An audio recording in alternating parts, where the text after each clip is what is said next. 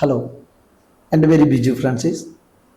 Jerusalem engineering PKD എന്ന സ്ഥാപനം കഞ്ചിക്കോടാണ്. കഞ്ചിക്കോട് എടുപ്പുകുളം എന്ന് പറഞ്ഞ സ്ഥലത്താണ് ഈ സ്ഥാപനം ഉള്ളത്.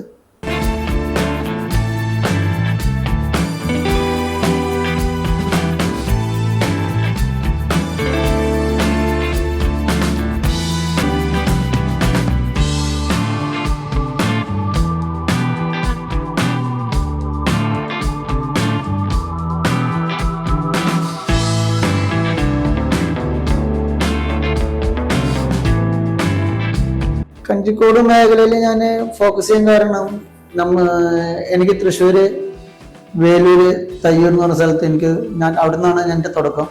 അവിടെ ചെറിയൊരു കമ്പനി ഞാൻ സ്റ്റാർട്ട് ചെയ്തതാണ്. അവിടുന്ന് കുറച്ചുകൂടി ഡെവലപ്പ് ചെയ്തു. കുറച്ചുകൂടി ഡെവലപ്പ് ആയപ്പോൾ എനിക്ക് തോന്നുന്നു നമുക്ക് എന്തിനും നമ്മൾ പോകേണ്ടത് കോയമ്പത്തൂരാണ്. എന്തൊരു മെറ്റീരിയലും റോ മെറ്റീരിയലും എല്ലാം നമ്മൾ ആശ്രയിക്കുന്നത് കോയമ്പത്തൂർ മാർക്കറ്റാണ്. അപ്പോൾ കുറച്ചുകൂടി ഇങ്ങോട്ട് വന്ന പിന്നെ നമുക്ക് കുറച്ചുകൂടി ഓപ്പർച്യൂണിറ്റി, കുറച്ചുകൂടി ജോബ് കിട്ടാൻ സാധ്യത കൂടുതലുള്ള ഏരിയയാണ് കഞ്ചിക്കോട്. പിന്നെ കോയമ്പത്തൂർ മാർക്കറ്റ് നമുക്ക് യൂസ് ചെയ്യാൻ പറ്റും. അപ്പം അതുകൊണ്ടാണ് ഞാൻ കഞ്ചിക്കോട് എന്നല്ല ഞാൻ മെയിൻ വിചാരിച്ചിട്ടുണ്ടായിരുന്നത് നമ്മുടെ ബോർഡർ, തമിഴ്നാട് ബോർഡർ ആയിട്ടാണ് നമ്മൾ മനസ്സിലുണ്ടായിരുന്നത്. കേരളത്തിൽ സ്ഥാപനം വെച്ചുകൊണ്ട് തമിഴ്നാട് ബോർഡറിൽ സ്ഥാപിക്കണം എന്നാണ് ഞാൻ ആഗ്രഹിച്ചിരുന്നത്. കേരളത്തിൽ നമ്മൾ പുറത്ത് എത്ര വർക്ക് ചെയ്താലും നമ്മൾ പുറത്തൊരു അതിഥിയാണ് എപ്പോഴും. ഇത് നമ്മുടെ സ്വന്തം സ്ഥലത്ത്, ജന്മനാട്ടിൽ നമ്മുടെ സ്ഥലത്ത് തന്നെ നമ്മുടെ നാട്ടിൽ ഒരു സ്ഥാപനം വെക്കാന്ന് പറയുകയാണെങ്കിൽ അത് എല്ലാവർക്കും അങ്ങനെ ഉണ്ടോയെന്ന് അറിയില്ല. എനിക്ക് എൻ്റെ ഒരു പാഷനായിരുന്നു നമ്മുടെ നാട്ടിൽ നമ്മൾ സ്വന്തമായിട്ട് ഒരു സ്ഥാപനം തുടങ്ങണം. അതുകൊണ്ടാണ് ഞാൻ ഇവിടെ തുടങ്ങിയത്.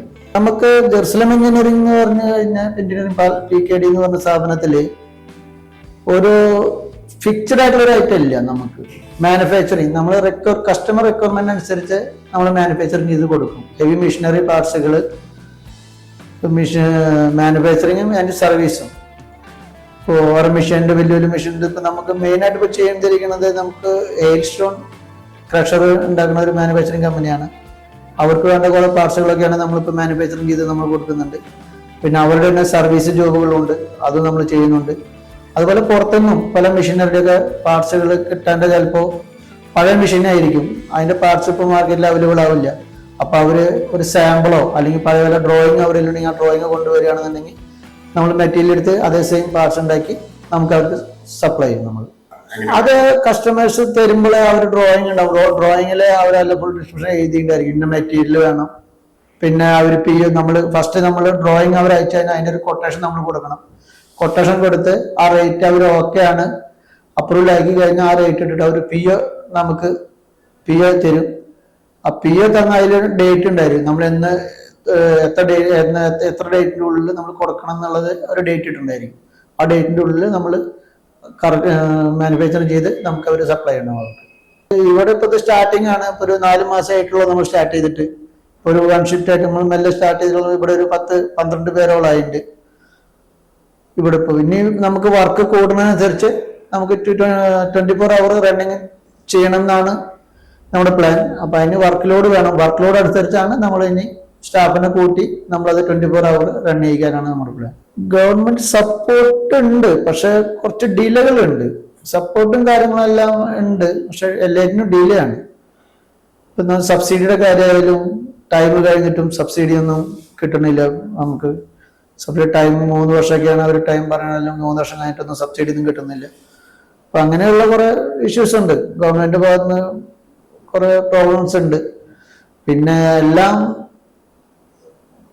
നമ്മുടെ എന്താ പറയുക, കറക്റ്റ് നമുക്ക് എന്താണോ ബുക്കിൽ അവർ നമ്മൾ നിയമം വെച്ചിരിക്കണം അതേ കറക്റ്റ് തന്നെ പകർത്തണം. നമുക്ക് അതേപോലെ തന്നെ ചെയ്യണം. ഓരോ ബിൽഡിംഗ് ആയാലും ഓരോ മെഷീൻ ആയാലും എന്തുണ്ടാക്കായാലും അതൊന്നും ഒരു ചെറിയൊരു മാറ്റം അങ്ങോട്ടോ ഇങ്ങോട്ടോ ഒരു എക്സ്ക്യൂസ് ഇല്ല. അതാണ് മെയിൻ പ്രോബ്ലം. എല്ലാ വർക്കും എന്ന് പറഞ്ഞാൽ നമുക്ക് ചെയ്യാൻ നമുക്ക് ഒരുവിധം ഇപ്പോൾ എഞ്ചിനീയറിംഗ് ആയാലും നമുക്ക് ഒരു മെഷീനറി പാർട്സുകൾ ചെയ്യാൻ പറ്റുന്ന മെഷീനറി നമ്മുടെ കയ്യിലുണ്ട്. ഇനിയിപ്പോൾ അപൂർവം ചിലത് ഇല്ലാത്തുണ്ടെങ്കിൽ നമ്മൾ അതെടുത്ത് പുറമെന്ന് ചെയ്ത് ഫുൾ കംപ്ലീറ്റ് ആക്കുക. 100% ഒരു ജോബ് വന്നു കഴിഞ്ഞാൽ അതിന്റെ ഫുൾ വർക്ക് കംപ്ലീറ്റ് ആക്കിയിട്ടാണ് നമ്മൾ കൊടുക്കുക. പകുതി വർക്ക് ചെയ്ത് പകുതി വർക്ക് ചെയ്യാൻ അങ്ങനെയില്ല. ഒരു ജോബ് വന്നു കഴിഞ്ഞാൽ അങ്ങനെയാണ് ഒരു കമ്പനിക്കാരും നമുക്ക് ജോബ് തരുള്ളൂ. ഒരു ഡ്രോയിങ് അയച്ചു കഴിഞ്ഞാൽ അതിന്റെ ഫുൾ വർക്ക് നമ്മൾ കംപ്ലീറ്റ് ആക്കി കൊടുക്കണം. അങ്ങനെയാണ് ജോബ് എടുക്കാറ്. ഓൾ ഇന്ത്യ നമുക്ക് ഓൾ ഇന്ത്യക്ക് വർക്ക് ചെയ്ത് കൊടുക്കുന്നുണ്ട്. പിന്നെ ഇപ്പൊ നമ്മൾ പുറമേക്കും ഒരു ട്രൈ ചെയ്തുകൊണ്ടിരിക്കുന്നുണ്ട്. നമ്മള് ഫ്രണ്ട്സ് സർക്കിളിലൊക്കെ കുറച്ച് എൻക്വയറി ചെയ്തുകൊണ്ടിരിക്കുന്നുണ്ട്. പുറമേക്ക് നമുക്ക് കിട്ടണമെങ്കിൽ അതിന്റെ ലൈസൻസ് കൊണ്ട് എടുത്ത് മാർക്കറ്റ് അവൈലബിൾ കിട്ടുകയാണെന്നുണ്ടെങ്കിൽ നമ്മൾ PDO ലൈനിൽ മറ്റേ പെട്രോളിയം APA സർട്ടിഫിക്കറ്റിന് സ്റ്റാർട്ട് എടുത്ത് ആ ലൈനിൽ റിഗിന്റെ ലൈനിലേക്ക് നമ്മൾ പാർസലും ജോബുകളും ഓർഡർ കിട്ടുകയാണെങ്കിൽ നമ്മൾ ഉണ്ടാക്കി കൊടുക്കാനുള്ളൊരു ആലോചനയിലുണ്ട്. അങ്ങനെയുള്ളൊരു സർക്കിളിൽ എത്തിപ്പെട്ടിട്ടില്ല. അത് എൻക്വയറി ചാലുവാണ്. നമുക്ക് ഇന്ത്യക്ക് പുറത്തേക്കും നമുക്ക് ജോബ് ഉണ്ടാക്കി കൊടുക്കാനുള്ള പ്ലാൻ ഉണ്ട്. കോമ്പറ്റീഷൻ ഉണ്ട്. ഇതിപ്പോ ഒരു കമ്പനി ഇപ്പൊ ഫോർ സിമിലർ എക്സാമ്പിൾ, നമ്മളിപ്പോ ഒരു വീട്ടിലേക്ക് തന്നെ ഒരു TV മേടിക്കാൻ എന്തെങ്കിലും ഒരു സാധനം മേടിക്കാൻ പോകണമെങ്കിൽ നമ്മൾ 2 കടൽ അന്വേഷിച്ചിട്ടല്ലേ ഏറ്റവും കുറവുള്ള കടലിലാണല്ലോ നമ്മളിത് കൊടുക്കുക മേടിക്കണത്. അതേപോലെ തന്നെ ഇത് നമുക്കൊരു ഡ്രോയിങ് ഇപ്പൊ ഒരു കമ്പനി അയച്ചു തരണമെങ്കിൽ അതേ ഡ്രോയിങ് അവർക്ക് സൂട്ടബിൾ ആയ 3-4 കമ്പനിയിലേക്ക് അയച്ചു കൊടുന്ന് അവിടുന്ന് കൊട്ടേഷൻ എടുത്ത് അതിൽ ഏറ്റവും റേറ്റ് കുറവും ഉള്ള ഇതിലേക്കാണ് അവരത് ഡ്രോയിങ് ഫോളോ അപ്പ് ചെയ്യുള്ളൂ, ക്രിയേറ്റ് ചെയ്യുള്ളൂ. അപ്പൊ അത് കോമ്പറ്റീഷൻ കറക്റ്റ് ആയിട്ടും ഉണ്ട്. നമുക്ക് മാക്സിമം റേറ്റ് കുറച്ച് ഭയങ്കര സ്റ്റഡി ചെയ്ത് വർക്ക്ഔട്ട് ചെയ്ത് വേണം റേറ്റ് ഇടാൻ, എന്നാൽ മാത്രമേ വർക്ക് കിട്ടുള്ളൂ നമുക്ക്. അതും ജോബ് വർക്ക് തന്നെയാണ്. അതിൽ ഇതേ സെയിം മാനുഫാക്ചറിങ് ആൻഡ് ജോബ് വർക്കാണ്. ഇപ്പൊ പാർട്സുകളൊക്കെ അവിടെയൊക്കെ ഈ ക്രഷറിന്റെ കൺവെയറുകളുണ്ട്.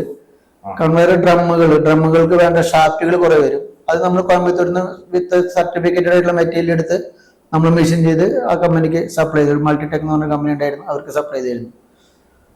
പിന്നെ സർവീസ് ജോബ്, അവർ മെഷീനറി പാർട്സ് ഫാബ്രിക്കേറ്റ് ചെയ്ത് അവർ ബോഡി കൊണ്ടുവരും. അത് നമ്മൾ മെഷീൻ ചെയ്ത് ആസ് പെർ ഡ്രോയിങ് പ്രകാരം മെഷീൻ ചെയ്ത് ഡ്രില്ലും കാര്യങ്ങളും ഇതെല്ലാം ചെയ്ത് നമ്മൾ അവർക്ക് സപ്ലൈ ചെയ്യും. അതിപ്പോഴും അവിടെ തൃശ്ശൂർക്ക് നടന്നുകൊണ്ടിരിക്കുന്നുണ്ട്.